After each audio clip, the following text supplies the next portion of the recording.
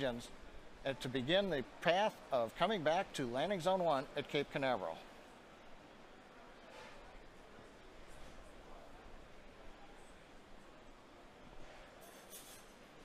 Nico.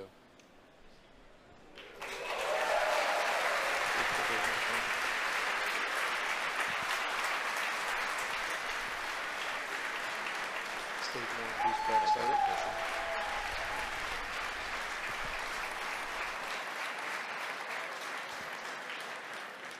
Successful stage separation, ignition of the upper stage engine. We've also seen the first stage has done its flip maneuver and the boost back burn has begun. We have lit 3 engines on the first stage. That's reducing the forward velocity and will be bringing it back towards Cape Canaveral. Shutdown of the boost back burn is coming up in about 10 seconds.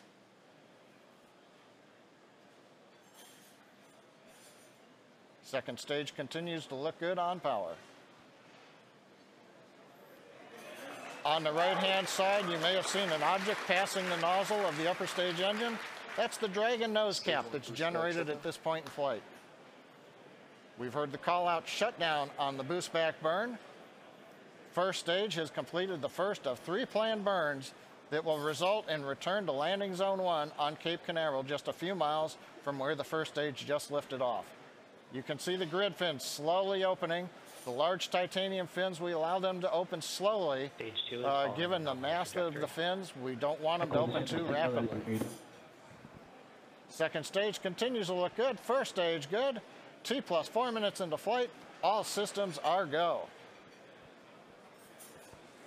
As you just heard from John, we had a beautiful clear liftoff of the Falcon 9 from Cape Canaveral. And right now, there's 2 things happening simultaneously.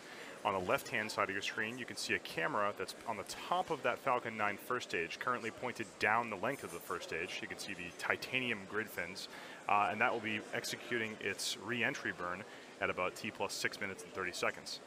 And then on the right-hand side of your screen, you can see the engine nozzle of that Merlin vacuum engine on the second stage. That is currently accelerating the Dragon spacecraft to match orbit with the International Space Station for its eventual berthing maneuvers.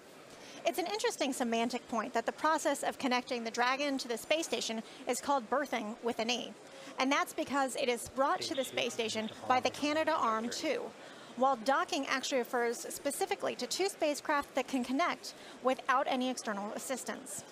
This stems from old shipping days in which ships would come into the harbor and dock themselves under their own power, while larger ships, which aren't able to easily navigate in harbors, are met by tugboats and then berthed. So for the space station, the robotic Canadarm2 is like a tugboat for the Dragon spacecraft. That Dragon spacecraft will make its way to orbit after it separates from the top of the second stage, coming up later in the mission. But right now we are focused on both that second stage still accelerating and the first stage coming back down for a landing. Next step up for the first stage is going to be a re-entry burn. That's when it's going to light 3 of its Merlin engines to slow itself down as it hits the denser regions of the atmosphere. You can actually see on the left-hand side of your screen, that is Cape Canaveral and the coastline of Florida. You can see that first stage is oriented towards Cape Canaveral and currently about to decelerate. That re-entry burn will be happening in 30 seconds. In addition to those re-entry burns, you actually saw some what looked like frozen condensation floating off the side of the first stage. In addition to those burns, the first stage also uses those titanium grid fins to control itself and cold gas thrusters, which are those bursts of air you can see periodically issuing from that first stage. Let's watch the re-entry burn happen in about 5 seconds.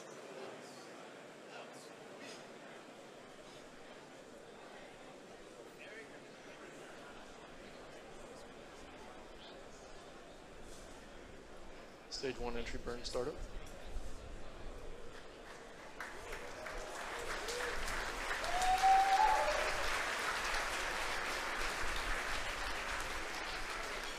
You can see all 3 of the 9 of those Merlin engines light up right now, executing that re-entry burn and slowing that first stage down.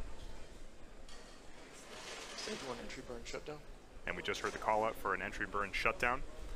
Landing burn will begin. That's the next phase of landing at T plus 7 minutes and 35 seconds. we currently have an unbelievable view of Cape Canaveral from the bird's eye view. It is absolutely amazing. I've been at Cape Canaveral for these landings before where you can feel those sonic booms in your chest. It is just so exciting along the Space Coast.